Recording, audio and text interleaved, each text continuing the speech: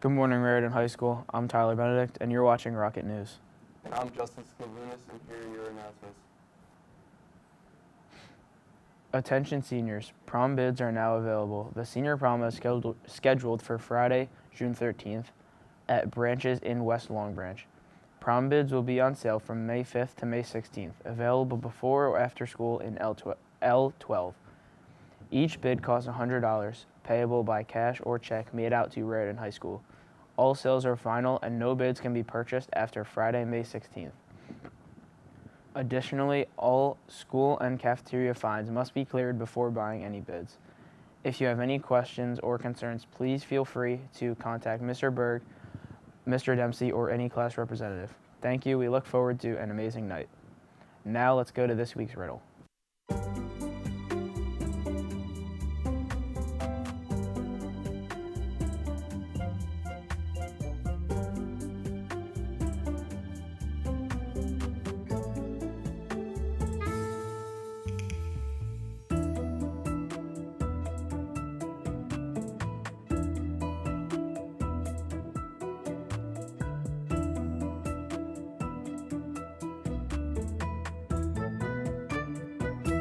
Mark your calendars for Wednesday, June 4th. The Rocket TV Awards will take place at 6 p.m. in the auditorium. Come out for a fun night filled with awards, amazing student videos, giveaways, raffles, the first premiere of our first ever RHS Lip Dub, and so much more. Again, it's Wednesday, June 4th at 6 p.m. and admission is only $3. Juniors, remember to complete your prom tables and prom song choices. The last day is Tuesday, May 6th. If you're interested in performing at the Poetry Jam, here is some information.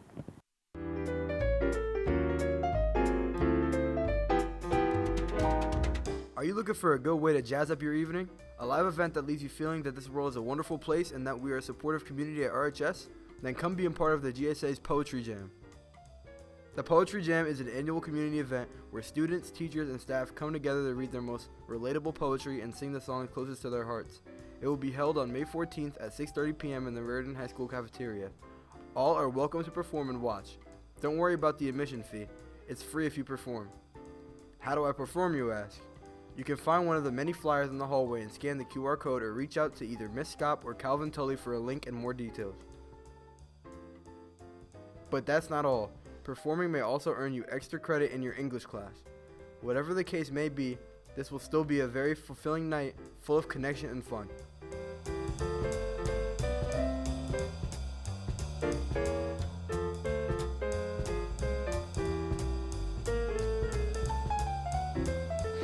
The Specialty Services Department is currently accepting applications for student volunteers for Hazlitt's Extended School Year program. The program will run from July 7th through August 7th from 8:20 a.m. to 12:30 p.m. at Lillian Drive School. This volunteer position will give students an opportunity to work with children in grades preschool through 12. Applications can be picked up at the Office of Special Services, Room E2, or the Guidance Office. They are due back to Room E2 by no later than Monday, June 2nd. Students who volunteer will be receiving documentation of their volunteer hours at the conclusion of their service. Now let's take a commercial break.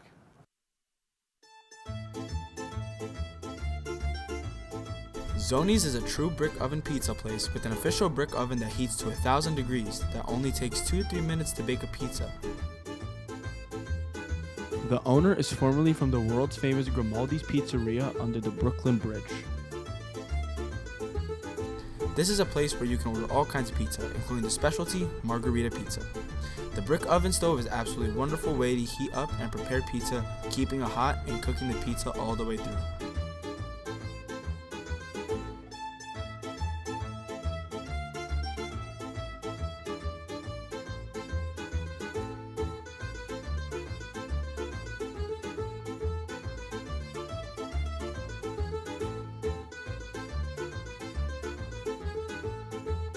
And as a bonus, the takeout experience is always phenomenal.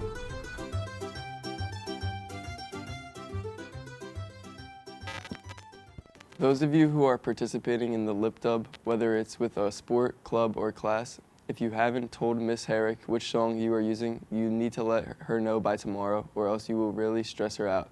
Stop by to see her in the media center if you have any questions. Before we go, here's another episode of Draft Day. All right, welcome back to Draft Day. Today we're actually going to be talking about the draft with some post-draft quick grades. Go ahead, Colin.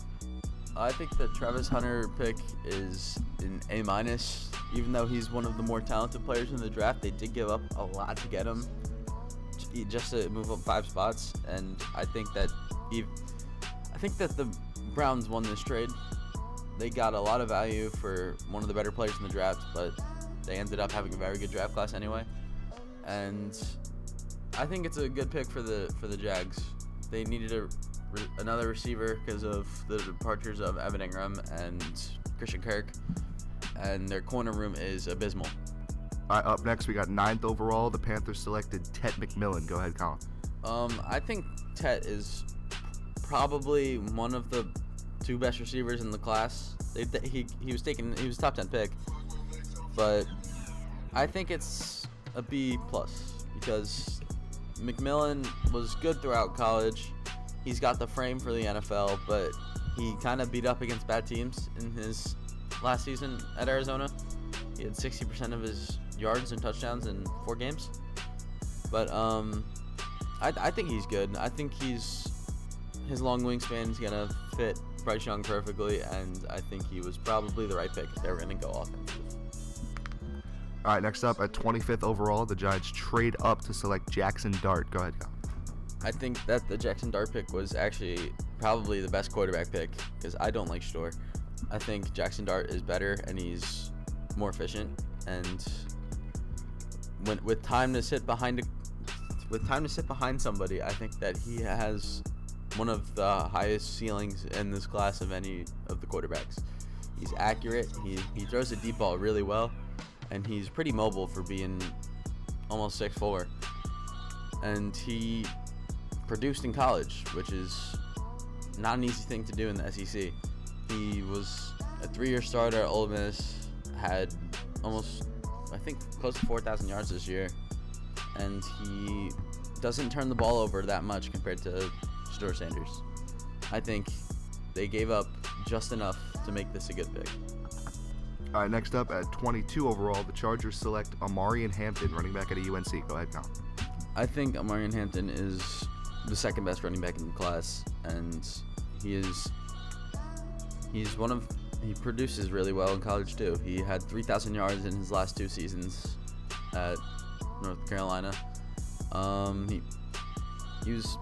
He has breakaway speed, which is something that we need in the running back room now that we have Najee Harris. But yeah, he's a strong running back. He's relatively fast, and he breaks a lot of tackles, which is he would have been the best running back in the class in a lot of other years, but Ashton Jeanty is Ashton Jeanty. So All right, at 6th overall, the Raiders select Ashton Jeanty out of Boise State. Go ahead, Colin.